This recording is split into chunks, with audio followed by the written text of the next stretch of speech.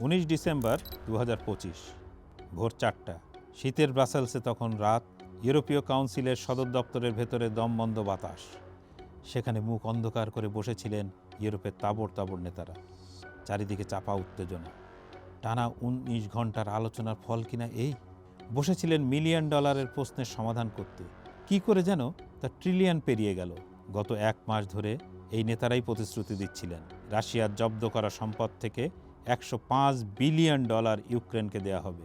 ব্রাসেলসের ওই কক্ষের বাইরে ইউরোপের তাবৎ গণমাধ্যমের সাংবাদিকেরা অপেক্ষায় ছিলেন সুসংবাদটা শুনতে। কিন্তু দরজা খুলতেই গল্প বদলে গেল। ক্লান্ত নেতারা ক্যামেরার ঝলকানির সামনে বেরিয়ে এলেন, আর তখনই জানা গেল জব্দের সিদ্ধান্ত বাতিল। জব্দ অর্থ থেকে ঋণ দেওয়ার প্রকল্প ভেস্তে গেছে। এর বদলে ইউরোপীয় ইউনিয়ন নিজেরাই ঋণ দেবে। ফলে ইউরোপীয় করদাতাদের ঘাড়ে চাপবে আরও $90 বিলিয়ন ঋণ। কেন? তারা কেন পিছু হটল? কেন $105 বিলিয়ন জব্দ অর্থ ছেড়ে নিজেদের জনগণের উপর করের বোঝা চাপালো? ইউরোপের গণমাধ্যমকে আমরা ধ্রুব সত্য বলে বিশ্বাস করি। বিবিসি, রয়টার্স, এমন কত শত গণমাধ্যম সত্যের অপর নাম হয়ে উঠেছে আমাদের কাছে। তারাই বলল এটা নাকি কারিগরি জটিলতার বিষয়। তারা আরও বলল এটা ঐক্যের বিষয়। আসলে তারা মিথ্যা বলেছে, কারণ সত্য আরও অন্ধকার আর অনেক বেশি ভয়ঙ্কর। সেই সত্য লুকিয়ে আছে মস্কোর একটি আদালতে দায়ের করা মামলায়, যেখানে দাবি করা হয়েছে 18 ট্রিলিয়ন রুবল। সত্য লুকিয়ে আছে এমন একটি প্রতিষ্ঠানের ভেতরে যার নাম হয়তো আপনি কখনো শোনেননি। তার নাম ইউরোক্লিয়ার। সত্য লুকিয়ে আছে ইউরোপীয় কেন্দ্রীয় ব্যাংকের এক গোপন বার্তায়, যেখানে বলা হয়েছে রাশিয়ার সম্পদ জব্দ করলে ইউরো মুদ্রাই ধ্বংস হয়ে যেতে পারে। এত কিছুর পরেও নিরুত্তাপ ছিল রাশিয়া। আসলে এই অর্থনৈতিক পারমাণবিক অস্ত্রের কথা জানত মস্কো। 2022 সাল ফেব্রুয়ারি থেকে G7-এর দেশগুলো প্রায় $260 বিলিয়ন রুশ সম্পদ জব্দ করে রেখেছে। আর ফাঁকটা এখানেই, কারণ এই অর্থ ওয়াশিংটনের কোনো ভল্টেও নেই, লন্ডনের কোনো ব্যাংকেও নেই। এর বড় অংশ, অর্থাৎ প্রায় $191 বিলিয়ন রয়েছে বেলজিয়ামে।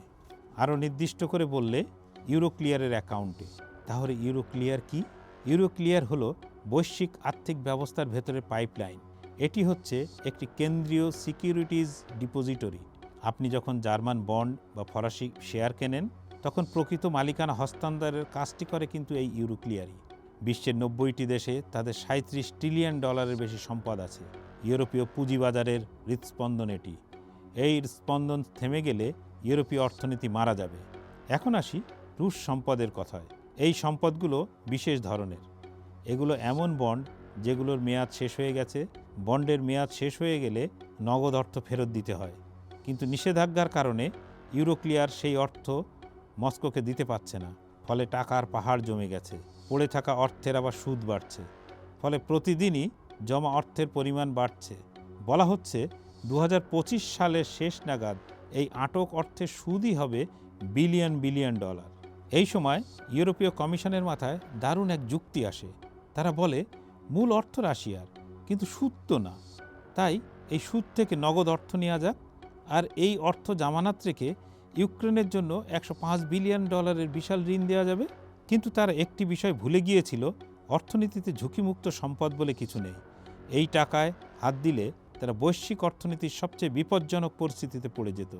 তাই ব্রাসেলস যখন এ নিয়ে আইনের খসড়া তৈরি করছিল, তখন মামলার মোসাবিদা করছিল মস্কো। ক্রেমলিন খুব ভালো করেই জানত ইউরোপের দুর্বলতা আসলে কোথায়। দুর্বলতা রাজনীতিবিদরা নন, ইউরোক্লিয়ার। 12 ডিসেম্বর 2025। ব্রাসেলস সম্মেলনের মাত্র আর 1 সপ্তাহ বাকি। রুশ কেন্দ্রীয় ব্যাংকে মস্কোর একটি সালিশি আদালতে মামলা দায়ের করে বিবাদী ইউরোক্লিয়ার। দাবি 18 ট্রিলিয়ন রুবল, অর্থাৎ প্রায় $229 বিলিয়ন। মামলার যুক্তি খুবই সরল। তোমরা আমাদের টাকা ফেরত দিচ্ছ না, তাই তোমরা খেলাপি। আমরা পুরো অর্থ এবং ক্ষতিপূরণ দাবি করছি। হ্যাঁ, আপনি বলতেই পারেন রুশ আদালতের রায় বেলজিয়ামে কার্যকর হবে কেন? সেটা সত্য, কিন্তু ইউরোক্লিয়ার শুধু বেলজিয়ামে নয়, এর গ্রাহক সারা বিশ্বে। আর গুরুত্বপূর্ণ হলো ইউরোক্লিয়ারের সম্পদ রাশিয়ার ভেতরেও আছে। পশ্চিমা ব্যাংক, বিনিয়োগ তহবিল, পেনশন ফান্ড, সবগুলোই বিলিয়ন বিলিয়ন ডলার রাশিয়া আটকে আছে। ক্রেমলিনের বার্তা ছিল নির্মম আর স্পষ্ট। তোমরা যদি ব্রাসেলসে আমাদের $105 বিলিয়ন জব্দ করো, আমরা মস্কোতে $229 বিলিয়ন পশ্চিমা সম্পদ জব্দ করে ইউরোক্লিয়ারকে দেউলিয়া করে দেব, পুরোই সমানে সমান। কিন্তু বেলজিয়ামের জন্য এটি ছিল অস্তিত্বের প্রশ্ন। রুশ আদালতে ইউরোক্লিয়ার দেউলিয়া ঘোষিত হলে পুরো ইউরোজোন জুড়ে এর প্রভাব পড়ত। আর এখানেই আসেন বেলজিয়ামের প্রধানমন্ত্রী বার্ট ডে ভেভার। মাসের পর মাস তিনি নীরব ছিলেন, কিন্তু ডিসেম্বরের সম্মেলন কাছে আসতেই তিনি বুঝলেন তার দেশকে গিলোটিনের নিচে মাথা রাখতে বলা হচ্ছে, কারণ সম্পদগুলো বেলজিয়ামে। মামলা হলে বেলজিয়ামই অভিযুক্ত হবে, জব্দ হলে ইউরোক্লিয়ারেরই ক্ষতি। অর্থাৎ ঝুঁকি 100% বেলজিয়ামের, আর কৃতিত্ব 26টি ইউরোপীয় দেশের। রুদ্ধদ্বার বৈঠকে মুখ খুললেন ভেভার, বললেন, আমাকে একটা প্যারাশুট দিন, তারপর আমরা না হয় একসঙ্গে লাভ দেব। তিনি চাইলেন শক্ত দায় মুক্তি, চাইলেন লিখিত নিশ্চয়তা। যদি ইউরোক্লিয়ার ক্ষতিগ্রস্ত হয় তবে জার্মানি, ফ্রান্স, ইতালি সবাই দায় ভাগ করে নেবে। এ কথাও তুললেন তিনি। ঘরে তখন নেমে এলো নিস্তব্ধতা, কারণ চেক সই করার সময় নেতারা দ্বিধায় পড়লেন। রুশ টাকা খরচ করতে সবাই রাজি, কিন্তু বেলজিয়ামের ঝুঁকি বহন করতে নয়। ঠিক তখনই হস্তক্ষেপ করল ইউরোপীয় কেন্দ্রীয় ব্যাংক। তারা একটি গোপন নোট পাঠালো। নোটটি ছিল বিস্ফোরক। তারা জানিয়ে দিল এই পরিকল্পনার জন্য তারা কোনো অর্থ সহায়তা দেবে না, কারণ রিজার্ভ মুদ্রার ঝুঁকি। ইউরো হলো বিশ্বের দ্বিতীয় বৃহত্তম রিজার্ভ মুদ্রা। সৌদি আরব, ব্রাজিল, ইন্দোনেশিয়ার মতো আরও অনেক দেশ ইউরো ধরে রাখে, কারণ তারা বিশ্বাস করে ইউরোপে সম্পত্তির অধিকার পবিত্র। এই সম্পদ জব্দ করা হলে এই বার্তা যাবে যে রাজনীতি মিললে টাকা নিরাপদ, মিল না হলে নয়। এর ফল হবে পুঁজির বিদায়। কেন্দ্রীয় ব্যাংকগুলো ইউরো বিক্রি করা শুরু করবে, সোনা বা ইউয়ান কিনবে, ঋণের সুদ বাড়বে, মুদ্রাস্ফীতি বাড়বে, ইউরো ধসে পড়বে। ইউরোপীয় কেন্দ্রীয় ব্যাংক আরও বলল, ইউক্রেনকে সহায়তা রাজনৈতিক লক্ষ্য, আর ইউরো রক্ষা সেটা বাঁচা মরার প্রশ্ন। তারা বেঁচে থাকাকেই বেছে নিয়েছে। শেষ আঘাতটা এলো রোম থেকে, ইতালির প্রধানমন্ত্রী জর্জিয়া মেলোনির কাছ থেকে। শুরুতে তিনি ইউক্রেনের পক্ষে ছিলেন, কিন্তু এক হুমকিতেই মত বদলালেন।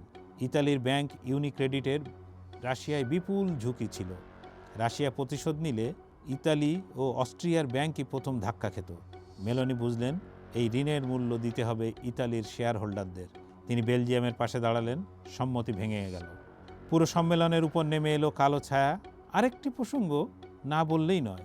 1989 সালে বেলজিয়াম ও সোভিয়েত ইউনিয়নের মধ্যে একটি দ্বিপাক্ষিক বিনিয়োগ চুক্তি হয়েছিল। রাশিয়া সেই চুক্তির উত্তরাধিকারী। চুক্তিটি স্পষ্ট, ক্ষতিপূরণ ছাড়া জব্দ নিষিদ্ধ। আইনজীবীরা বললেন, রাশিয়া আন্তর্জাতিক আদালতে জিতবে। বেলজিয়ামের জাহাজ, বিমান, দূতাবাসের অর্থ সবই জব্দ হতে পারে। অবশেষে ভোর 4টায় সিদ্ধান্ত হলো এই ঝুঁকি নেওয়া অসম্ভব। তাই পরিকল্পনায় বদল। $90 বিলিয়ন যৌথ ঋণ। রাশিয়ার টাকা নয়, বাজার থেকে ধার করা টাকা, ইউরোপীয় করদাতাদের টাকা। এটাই নাকি নিরাপদ। পরদিন খবরের কাগজ, টিভি সব কিছুতেই শিরোনাম এলো, ঐক্য, ইউক্রেনের প্রতি সমর্থন। এই শব্দগুলো শুনতে শুনতে হয়তো ক্রেমলিনে স্বস্তির নিঃশ্বাস পড়েছিল, কারণ রাশিয়া ঐক্যবদ্ধ ইউরোপকে ঠেকাতে পেরেছে।